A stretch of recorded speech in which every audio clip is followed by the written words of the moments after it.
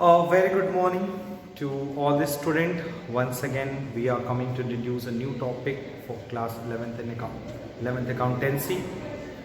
And after completing the whole and the important concept related to the financial statement, and you can see that in this chapter we prepared the two important statements, that is an trading account, profit and loss account, and one more very important statement, that is an balance sheet.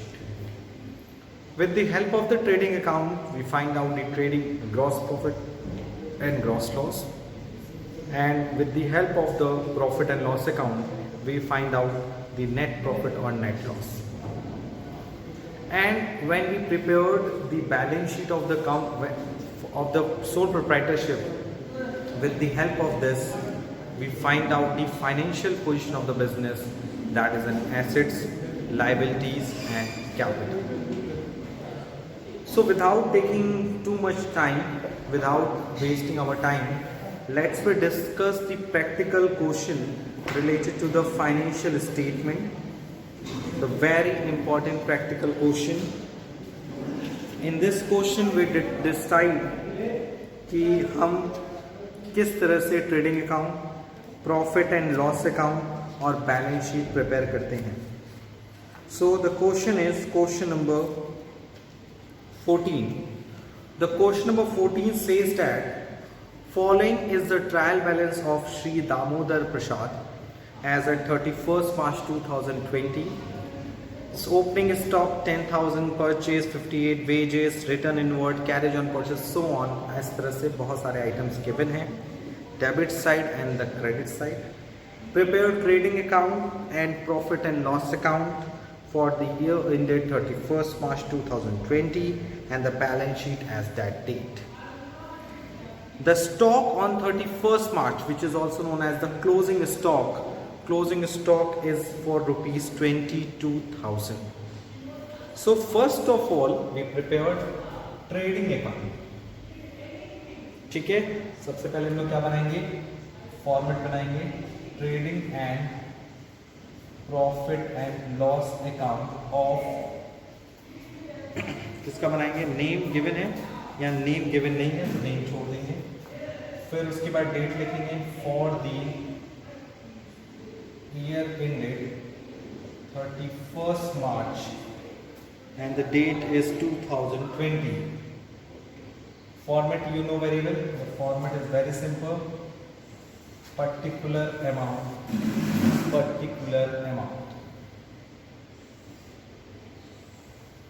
This is the format.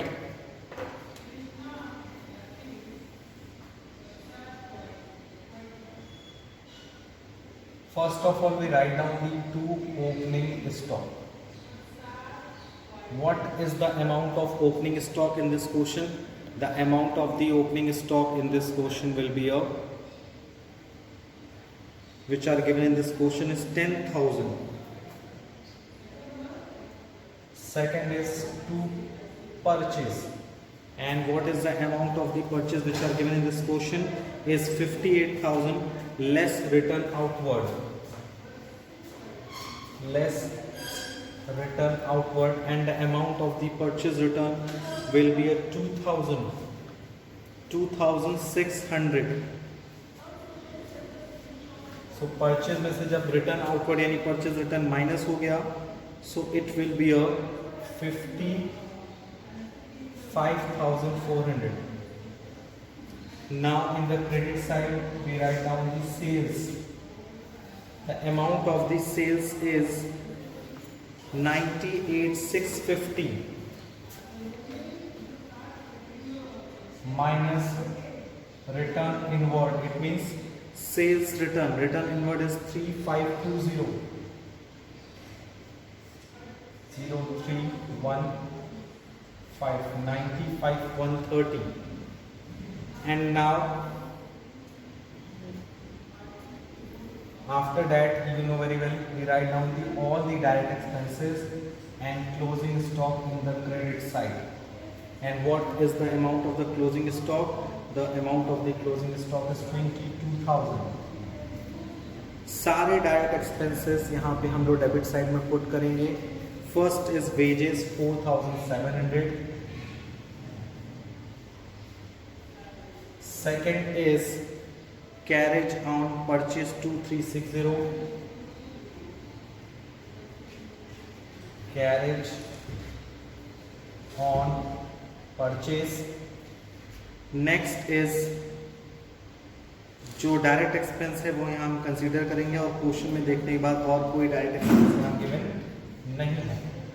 इसको total करने के बाद हम find out करेंगे gross profit. Gross profit जो होता है वो बैलेंस आता है, जब क्रेडिट साइड ज़्यादा हो डेबिट साइड कम हो तो ग्रॉस प्रॉफिट, और जब डेबिट साइड ज़्यादा हो क्रेडिट साइड कम हो तो ग्रॉस लॉस की कैटेगरी में रखा जाता है। इट विल बी 44,620 और यहाँ टोटल लिखते हैं 0, 3, 1, 7, 11, 7,130। फिर इधर ग्रॉस प्रॉफिट CD है, इधर क्या हो जाएगा gross profit BD 44,670। And all the indirect expenses, सारे इनडायरेक्ट एक्सपेंस हम डेबिट करेंगे और इनडायरेक्ट इनकम को क्या करेंगे क्रेडिट करेंगे। ठीक है, ओके। सो जितने भी इनडायरेक्ट एक्सपेंसेस हैं, जितने एक्सपेंसेस हैं, जैसे for example carriage on sale 710, carriage on sale 710। उसके बाद है आपका ऑफिस सैलरी 4,800, ऑफिस सैलरी। उसके बाद ऑफिस सैलरी के बाद rent and tax 2,400,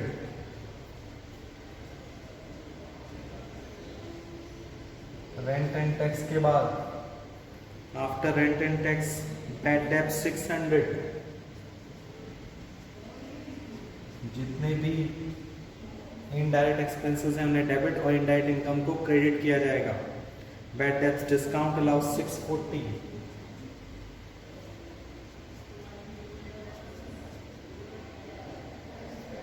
discount allowed के बाद आपका scooter repair 850,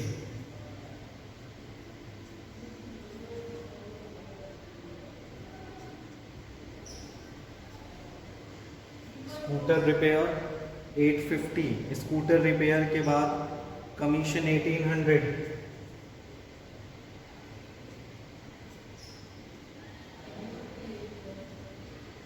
commission 1,800। Interest on x loan 1,500,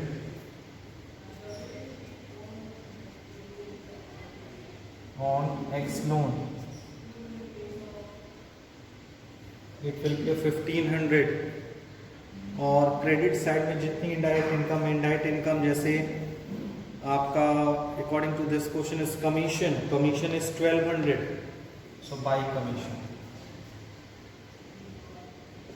and now हम लोग क्या करेंगे क्रेडिट साइड टोटल करेंगे और डेबिट साइड से कंपैरिजन करेंगे, और जब कंपैरिजन करेंगे तो देखेंगे which side is greater than. तो अगर हम कैलकुलेशन करेंगे so you can see that debit side आपका कम है, क्रेडिट साइड कम ज़्यादा है, so it will be a net profit.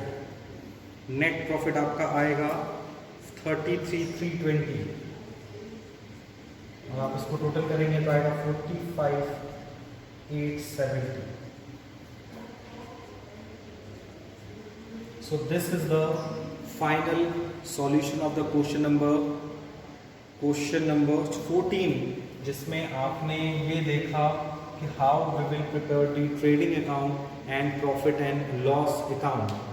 इस क्वेश्चन में आपने ये देखा कि कैसे कोई भी sole proprietorship with the help of the given question that is in question number 14 में हम किस तरह से trading account and profit and loss account prepare करते हैं। इसके बाद द नेक्स्ट स्टेप इज कि हम बनाना सीखेंगे बैलेंस शीट, लेकिन बैलेंस शीट इस क्वेश्चन का बनाने से पहले रिवाइज कर लेते हैं कि बैलेंस शीट बनती कैसे है। अभी आपने ये देखा होगा कि बैलेंस शीट बेसिकली एक शीट ऑफ बैलेंसेस होता है, उस पर हम लोग डिस्कस करेंगे what is the theoretical concept of balance sheet. उसके बाद हम लोग मूव ऑन करेंगे the solution of the question number 14 and we see that how we will prepare the balance sheet of the sole proprietorship. Okay. When we are talking about the preparation of the financial statement of sole proprietorship, you know very well, we are talking about the three types of the statement or account. Firstly, to determine the financial position of the business, to determine the profitability of the business, firstly we prepare the trading account, by which we find out the net profit or net loss, gross profit or gross loss, sorry for that. And with the help of the profit and loss account, we find out the net profit and net loss. And at the end of the year, at the end of the every year, generally on 31st March or 31st January, 31st December, we have to determine the financial position of the business and prepare balance sheet. What is the meaning of balance sheet? Balance sheet means the sheet of balances, sheet of balances represent the ledger. Sheet of balances represent the balances of ledger account. यानी हमने अपने accounting process में जितने भी ledger account prepare किए हैं, उन सारे लेजर अकाउंट का जो हम लोग बैलेंस निकालते हैं, ठीक है, उस बैलेंस को हम एक शीट में लिख देते हैं, which is known as a balance sheet. And it is very famous topic of class 11 accountancy. चाहे कॉम्पिटिटिव एग्जामिनेशन हो, चाहे वही स्कूल का एग्जामिनेशन हो, ये टॉपिक आपको हमेशा ही पूछा जाएगा. और सबसे इंपॉर्टेंट बात है कि it is a part of the final account and it shows the financial position of the business. It shows the financial position of business. ये बिजनेस का फाइनेंशियल पोजीशन शो करता है. Second, it is a statement. ये एक statement है, not an account. ये account नहीं है, ये एक स्टेटमेंट है. यानी इसमें डेबिट और क्रेडिट साइड नहीं होता, ये एक स्टेटमेंट टाइप का होता है. तीसरा सबसे इंपॉर्टेंट बात है, it is an summary of, it is a summary of all personal and real account. यानी कि बैलेंस शीट में जनरली हम पर्सनल और रियल अकाउंट को शो करते हैं. जनरली क्या 100%. और नॉमिनल अकाउंट को कहाँ शो करते हैं? नॉमिनल अकाउंट को शो करते हैं in the trading and profit and loss account में. द टोटल ऑफ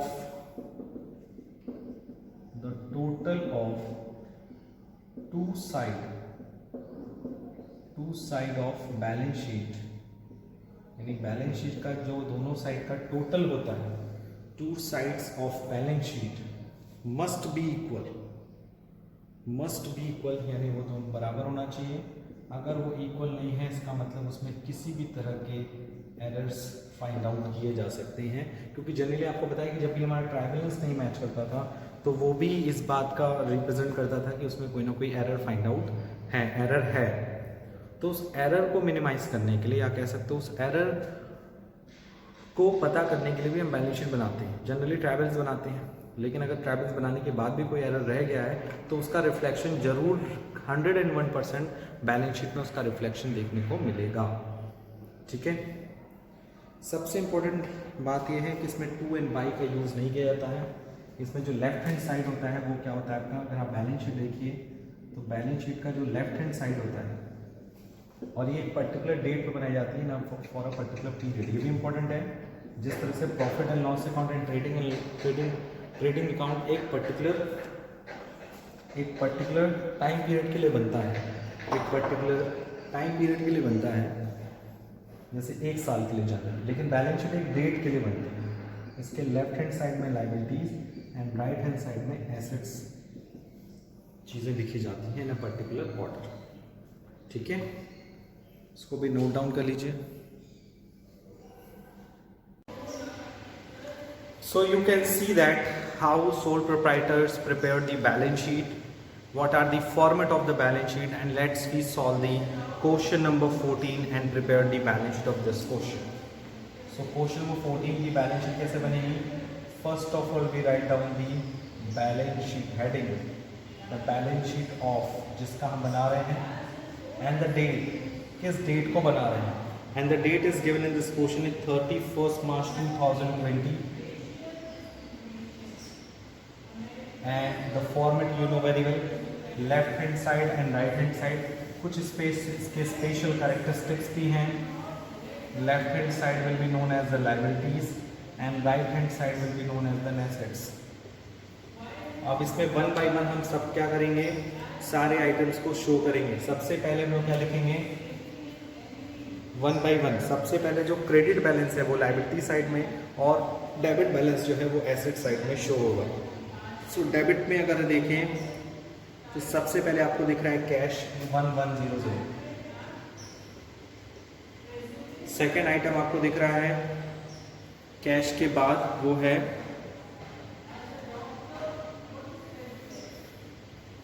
कैश के बाद आपको दिख रहा होगा बैंक बैलेंस 7820.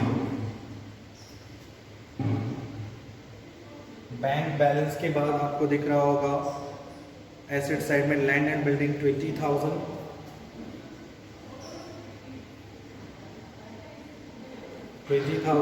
स्कूटर 6,600.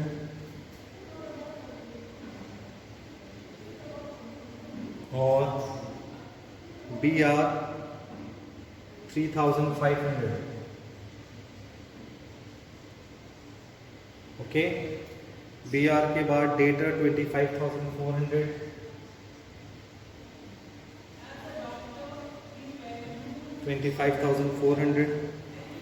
और उसके बाद हम लोग लायबिलिटी साइड की तरफ बढ़ेंगे जिसमें आपको दिखेगा सबसे पहले आप दिख रहा होगा क्रेडिटर्स, बिल्स पेबल 3,000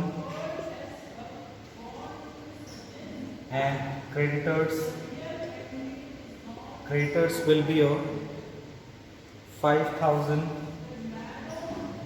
उसके बाद आपका creditors for rent 500.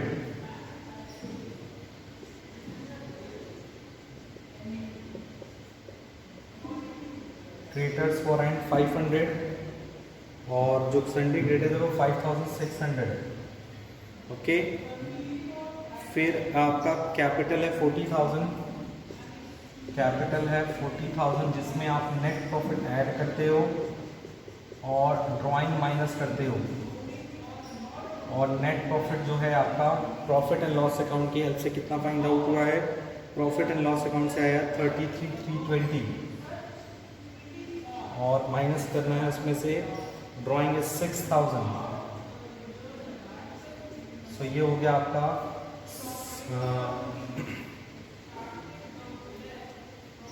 67,320. Okay, got it. उसके बाद कैपिटल आपने लिख लिया loan from X 10,000. Loan from X 10,000. और उसके अलावा लास्ट आइटम है आपका closing stock which are given outside the trial balance and the amount is 22,000. उसके बाद एसेट साइड और लायबिलिटी साइड को टोटल कर लीजिएगा and you will got the equal balance on the both side. जैसा आपने करेक्टरिस्टिक्स देखा, लायबिलिटीज में भी हम आगे टू यूज नहीं करते, ना एसेट साइड के आइटम्स के आगे बाई वर्ड यूज करते हैं यहाँ पर. ठीक है, पहला पॉइंट तो यहाँ ये क्लियर हो जाता है. दूसरा पॉइंट यहाँ ये क्लियर होता है आपका कि जो बैलेंस शीट का टोटल है वो दोनों साइड इक्वल आता है 86,420. ठीक है, चाहे लायबिलिटी साइड हो चाहे एसेट साइड हो, दोनों साइड का टोटल इक्वल आता है. और इसके कुछ करेक्टरिस्टिक्स ये भी थे कि इसमें सिर्फ और सिर्फ personal and nominal, personal and real account record होते हैं. जैसे बिल्स पेबल क्या है आपका पर्सनल, ये भी पर्सनल है और ये भी पर्सनल. ठीक है, इसमें ये रियल है, ये पर्सनल है, personal account, sorry real, personal, real. So you can see that इसमें सिर्फ और सिर्फ पर्सनल एंड रियल अकाउंट को ही रिकॉर्ड करते हैं और कोई भी अकाउंट इसमें रिकॉर्ड नहीं होता, स्पेशली नॉमिनल अकाउंट तो रिकॉर्ड ही नहीं होता है। तो नोट डाउन कर लीजिए। इसके बाद चलते हैं हम लोग नेक्स्ट टॉपिक पे।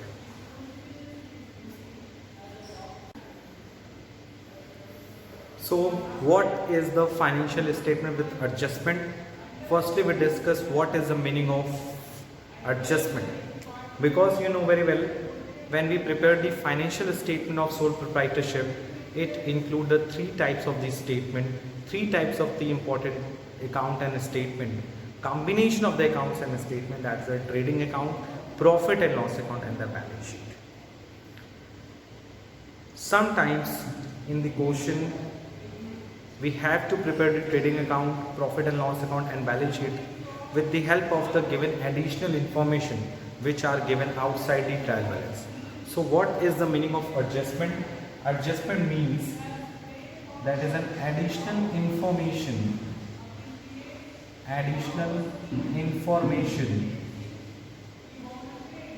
given outside the trial balance.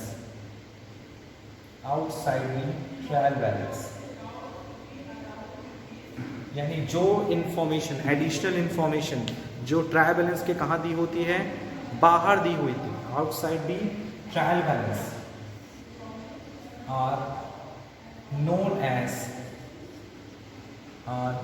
as adjustments। ठीक है, सबसे इंपॉर्टेंट पार्ट यही है कि एडजस्टमेंट जो है वो एक एडिशनल इंफॉर्मेशन है जो ट्रायल बैलेंस के अंदर नहीं, बेसिकली ये ट्रायल बैलेंस के बाहर गिवन होती है। दूसरा, ये एडजस्टमेंट के बारे में फैक्ट क्या है? द इफेक्ट ऑफ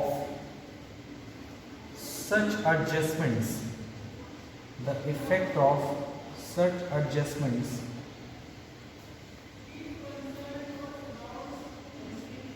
जो इन एडजस्टमेंट का इफेक्ट पड़ता है वो बेसिकली कॉम्बिनेशन में पड़ता है। हम तीन चीज़ें बनाते हैं, trading, PL and balance sheet. तो जितने भी हम जो भी फाइनेंशियल स्टेटमेंट बना रहे हैं, उन एडजस्टमेंट का जो इफेक्ट्स है वो इस तरह से पड़ सकता है कॉम्बिनेशन में, trading and profit and loss account पे, यानी ट्रेडिंग पे भी पड़ेगा, पीएल, मतलब मिनिमम 2 इफेक्ट्स होगा। यानी इन सारे एडजस्टमेंट्स का जो एडिशनल इंफॉर्मेशन होती है, इसका कम से कम 2 इफेक्ट पड़ता है और कॉम्बिनेशन पड़ता है। जैसे ट्रेडिंग अकाउंट पीएल अकाउंट में पड़ सकता है इफेक्ट। दूसरा इफेक्ट इसका पड़ सकता है trading account and balance sheet, इस कॉम्बिनेशन में पड़ता है। तीसरा इफेक्ट पड़ सकता है PL account and balance sheet. So ये कॉम्बिनेशन जो है बेसिकली वॉइड नहीं। और चौथा कॉम्बिनेशन ये भी बन सकता है कि कुछ एडजस्टमेंट्स ऐसे होते हैं जिनका इफेक्ट तीनों जगह पड़ता है, trading, profit and loss and balance sheet. So जितने भी एडजस्टमेंट हमें पढ़ने हमारे कोर्सेज में, जितने भी एडजस्टमेंट्स गिवन हैं, उन सारे एडजस्टमेंट के मिनिमम 2 इफेक्ट पड़ते हैं और ये इफेक्ट ग्रुप में पड़ते हैं। ग्रुप मतलब trading PL, trading balance sheet, PL balance sheet, trading PL and balance sheet, इस तरह से ग्रुप में पड़ते हैं। अब सवाल उठता है, sir how many adjustment are included in our syllabus of class 11th accountancy? तो क्लास 11th अकाउंटेंसी में टोटल 22 एडजस्टमेंट्स हैं, जिन एडजस्टमेंट्स को हमें 3 तरह से पढ़ना है कि एडजस्टमेंट होते क्या हैं, इन एडजस्टमेंट्स का क्या इफेक्ट पड़ता है और इन एडजस्टमेंट की क्या क्या जनरल एंट्री होती है। और सबसे इंपॉर्टेंट पार्ट ये है कि गुड्स एंड सर्विस टैक्स भी फाइनेंशियल स्टेटमेंट विद एडजस्टमेंट का एक पार्ट होता है, उसे भी हमें फाइनेंशियल स्टेटमेंट बनाते वक्त इंक्लूड करना पड़ता है। अगर हम एग्जांपल की बात करें, सर सबसे पॉपुलर एग्जांपल दीजिए आप फाइनेंशियल स्टेटमेंट के एडजस्टमेंट का, जो आप अभी तक पढ़ते भी आए, वो है क्लोजिंग स्टॉक। जनरली आपने देखा होगा कि closing stock in the chapter number 21 that is an financial statement में ट्रायल बैलेंस के बाहर गिवन था। क्यों? क्योंकि ये एक एडिशनल इंफॉर्मेशन है। यानी क्लोजिंग स्टॉक क्या है? एक तरह का एडजस्टमेंट है। और क्लोजिंग स्टॉक का इसीलिए फाइनेंशियल स्टेटमेंट बनाते समय 2 जगह इफेक्ट पड़ता था। तो अगर